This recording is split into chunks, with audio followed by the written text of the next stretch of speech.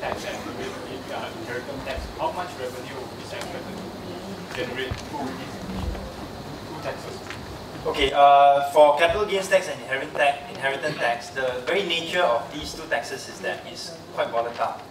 Because sometimes, if let's say someone who's very rich passes away, you get a huge bump in money, in taxes. Same thing for the capital gains tax. If the stock market is doing well, you get more. If the stock market is not doing so well, you get less. So we've estimated this, just initial estimates for the inheritance tax. We estimate up to 5 billion ringgit for the sorry, Capital gains tax. CGT 3 billion. For the capital gains tax 3 billion. Yeah. For the inheritance tax, possibly up to. We don't have the inheritance tax is a good idea at the moment. What we're saying is from the point of pure, the fairness of it is most countries in the world do have inheritance tax.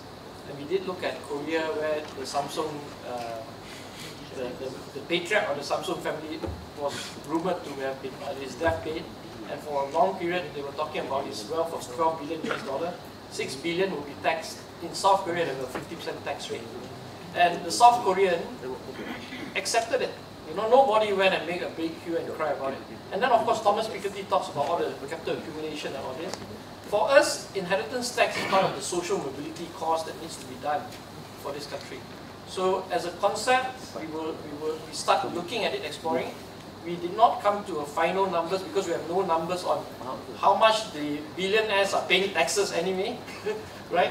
So that's why we asked. We asked in Parliament. We need to know how rich they are.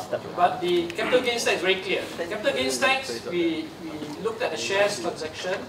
We estimated based on the Australian stock market, and then we extrapolated back. We came to a value of about 3 billion ringgit. You have to bear in mind when we put capital gains tax, we're saying we're not doing GST. Yeah? Because we are all against GST, so it will be hypocritical of me to use GST in my revenue and then, you know, add in capital gains tax. So we actually took out GST from our revenue and then added in 3 billion of capital gains tax. GST was estimated at 8 billion next year, additional tax. So we took out the 8 billion, we put in 3 billion as a replacement tax, capital gains tax. So we're still minus 5 billion from the government's tax collection thing. Yeah? So the way to look at this is to say that we tax people less. Don't go and write in the newspaper tomorrow that we are after, you know, tax people more. It's not true. Inheritance tax is a natural taxation because we need to do social mobility. It's only fair we do it. Yeah? The fact they don't have it here, they used to have it, as Dato Nge just you know, WhatsApp us. They used to have it, he's a senior lawyer. Yeah? The fact we used to have it is no longer there. Why? The big issue is this. You know all those tycoons, they're all in their 70s, 80s, Ananda, Krishnan, you know all these guys, right? Sooner or later, they have to die, they're not immortal. So I think we should prepare to tax these people. I think that's just being fair. You know, I'm not happy paying my Astro bills. Thank you.